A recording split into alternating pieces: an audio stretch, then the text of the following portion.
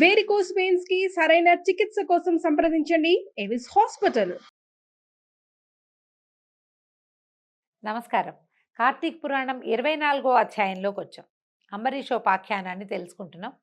అంబరీషుణ్ణి 10 రకాలుగా జన్మలెత్తమని శపించినటువంటి దూర్వాసుడు కృత్యని కూడా సృష్టించి అంబరీషుడి మీదకి వదిలిపెట్టాడు. ఎప్పుడైతే అంబరీషుడు నేను అనుభవిస్తాను అని చెప్పేసరికల్లా ఆయనకు కోపం తీరలేదట.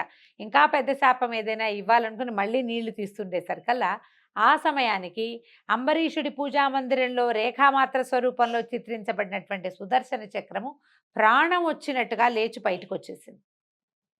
ఇంతకు ముందు ఎప్పుడో నా భక్తుల్ని రక్షించటమే నీ యొక్క క్రియ అని భగవంతుడి చేత ఆదేశింపబడినటువంటి సుదర్శనుడు తన దేవుని అంటే తన ప్రభువు యొక్క విష్ణువు యొక్క భక్తుడైనటువంటి అంబరీషుడి మీదకి నిప్పులు ఉరుముతూ కత్తులు తిప్పుతూ వస్తున్నటువంటి కృత్యను దాని యొక్క కారణమైన దూర్వాసుడిని చూసి వారిద్దరిని సంహరించటానికి ఉద్యుక్తుడై ఆ చక్ర స్వరూపంగా బయటికి వచ్చేసాడు.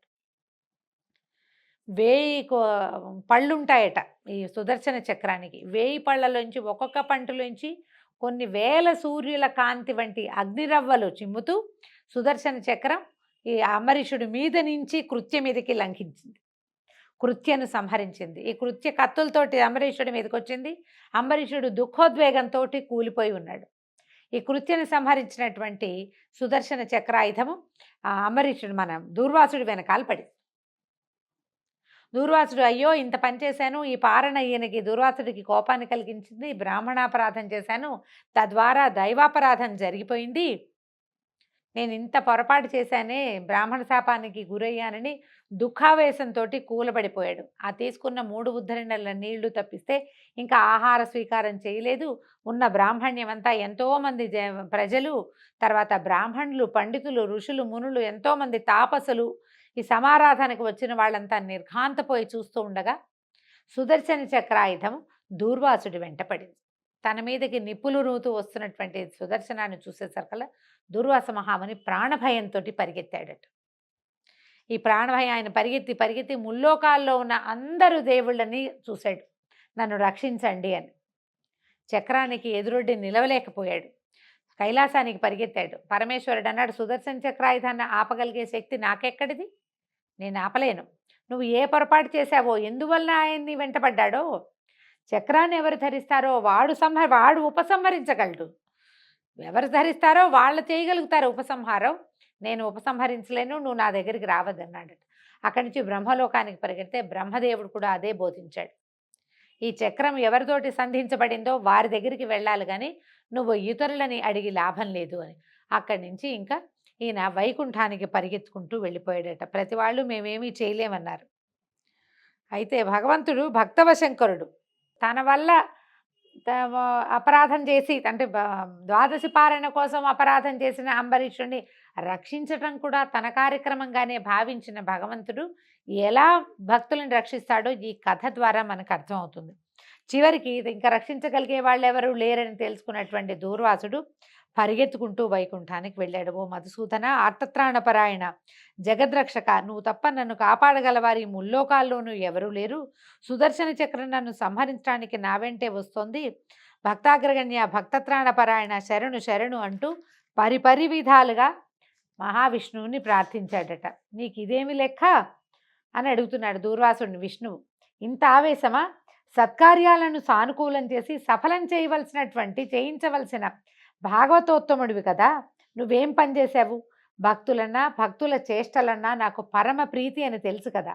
నా భక్తుడైన అంబరీషుడు నా పట్ల గల భక్తితో పుణ్యవ్రతమైన ద్వాదశి పారణ చేద్దామని నిష్టగా ఉన్నాడు. ఆ సమయంలో అతడి వద్దకు వచ్చిన నిన్ను సాక్షాత్తు నన్నుగా భావించి గౌరవించి అతిథిగా నిన్ను ఆహ్వానించాడు. స్నానానికి వెళ్ళిన నువ్వు ద్వాదశి ఘడియలు మించిపోతున్నా రాకుండా జాగు చేశావు. అంబరీషుని యొక్క భక్తనిష్టత ఎంత ఉందో, శ్రీహరి భక్తినిష్ట ఎంత ఉందో, ద్వాదశి పట్ల అతనికి ఎంత శ్రద్ధ ఉందో తెలుసుకోవాలని పరీక్షించాలన్న ఉద్దేశంతో నువ్వు ద్వాదశి ఘడియలు దాటిపోతున్నా రాకుండా జాగు చేసావు. సరే, నీవు చేసిన తప్పు. సరే పోనీ, నువ్వు ఇంత తప్పు చేసినా కూడా మంచినీటిని మాత్రమే పారణ చేసిన అంబరీషుణ్ణి అతని మీద ఆగ్రహించడం ఎంత అన్యాయమో నువ్వు ఆలోచించలేదు. పైగా అతన్ని శపించి తీరని అపచారం చేశావు. గోవులను హరిభక్తులను బాధించిన వారిని హింసించిన వారిని నేను తప్పక శిక్షిస్తానని నీకు తెలుసు కదా. అయినా కూడా నువ్వు అంబరీషుడిని శపించావు. కోపావేశంతో నీకు ఒళ్ళు తెలియలా. నువ్వు భగవద్ అపరాధం చేసినావు. భాగవత అపరాధము భగవద్ అపరాధం కంటే పెద్దది. భగవంతుణ్ణి నిందించినా పర్వాలా, భక్తుణ్ణి నిందించకూడదు. అది భగవంతుడు సహించడట. ఆయన్ని తిడితే నా కుమారుడే కదా అని తీసుకుంటాడు, నా భక్తుడే కదా, నేను సృష్టించిన మనిషే కదా అని. కానీ ఆయన పట్ల భక్తి కలిగిన వాడిని గనక శపించినా బాధించినా భగవంతుడికి నచ్చదు. ఇది ప్రత్యేకమైన క్రియగా మనకు కనపడుతుంది. చాలా పురాణాల్లో ఈ విషయాన్ని తప్పకుండా చేస్తారు. భాగవతాపరాధం చేయకూడని పని. అయినా అంబరీషుడిని శపించావు. అతను నీకు భయపడడం వల్ల, నన్నే ధ్యానిస్తూ ఉండటం వల్ల నీ శాపవాక్కులు ఏవి అతనికి వినపడలేదు. అతను ఏం చెప్పాడు? నువ్వు 10 జన్మలు ఎత్తమన్నావు. అతను అవేవి వినలేదు. నువ్వు అతనికి ఇచ్చిన 10 జన్మల శాపము అతనికి తెలియదు. నన్ను శరణు కోరిన అతనికి నువ్వు ఇచ్చిన శాపాన్ని నేనే అనుభవించాలన్న ఆలోచనతో అతని చేత అలాగే అనుభవిస్తాను అని నేనే అనిపించాను. నీ శాపం వృధా కాకూడదు. నువ్వు అమోఘ వచస్కుడివి, మహర్షివి, ప్రపంచాన్ని భక్తి వైపుకి నడిపించవలసిన వాడివి, భగవంతుని వైపుకి వెళ్ళే దారిని సుగమంగా చేసి ప్రపంచానికి అందించవలసిన మహర్షివి. నీ మాట తప్పు కాకూడదు. అందుకని అదొకటి. అంబరీషుడు అతను ఈ కష్టం అతను పడకూడదని, ఆ కష్టం నేనే అనుభవించాలని నువ్విచ్చిన 10 జన్మల శాపాన్ని నేను అనుభవించడానికి ఉద్యుక్తుడనై అతనితోటి సరే అనిపించాను. కానీ నువ్వు తనని శపించావని కూడా అంబరీషుడికి తెలియదు. భయంతో వణికిపోతూ విష్ణునామస్మరణ చేస్తూ ఉన్నాడు. నన్నే స్మరిస్తున్నాడు. నన్నెవడు స్మరిస్తాడో వాడి మనసులో నేనుంటాను కాబట్టి నేను ఆ శాపాలని ఒప్పుకున్నాను అని చెప్తున్నాడు భగవంతుడు. పోనీ అలాగని నీ శాపానికి చెదరక బెదరక సంసిద్ధత ఒప్పుకున్నటువంటి కారణంగా అతనికి మరింత కఠినమైన శాపాన్ని ఇవ్వాలనుకున్నావు. అందుకే నీ మీద సుదర్శనాన్ని ప్రయోగించాను. దానిని నివారించడానికి కానీ దాన్ని సమర్థించడానికి కానీ అతడొక్కడే సమర్థుడు. సుదర్శనము అవడానికి నా ఆయుధం అయినప్పటికీ కూడా ఎవరి వల్ల అయితే ఈ సుదర్శనానికి ఆయువు వచ్చిందంటే వేగం కలిగిందో అతనే దాన్ని ఆపగలిగిన సమర్థుడు.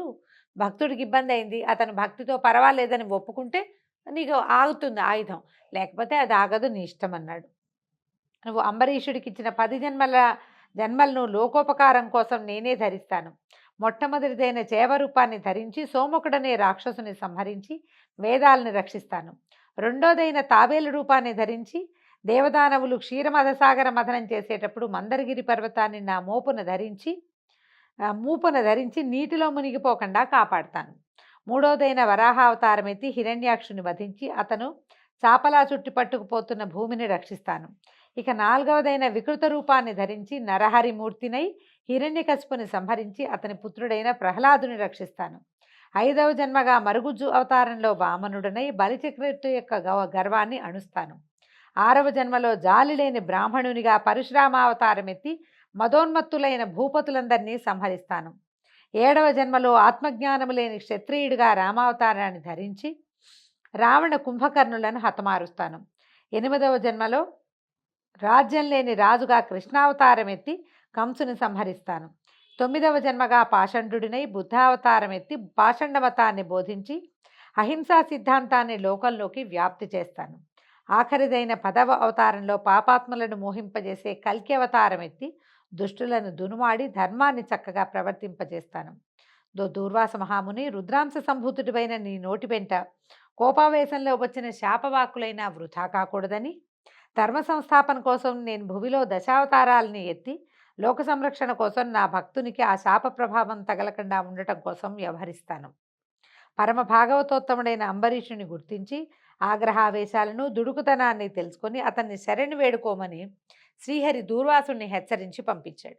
భగవంతుడు భక్తవత్సలుడు, భక్త పరాధీనుడు కనుక సర్వాంతర్యామి అయిన భగవంతుని పట్ల కృతజ్ఞులమై ప్రవర్తించాలని, భగవంతునికి అతని భక్తులకు భేదం లేదని తెలుసుకోవాలని, భక్తులకు అపకారం చేస్తే భగవంతుడు తప్పక శిక్షిస్తాడని తెలుసుకొని జాగ్రత్తగా మసలుకోవాలని సూచిస్తోంది ఈ అధ్యాయం.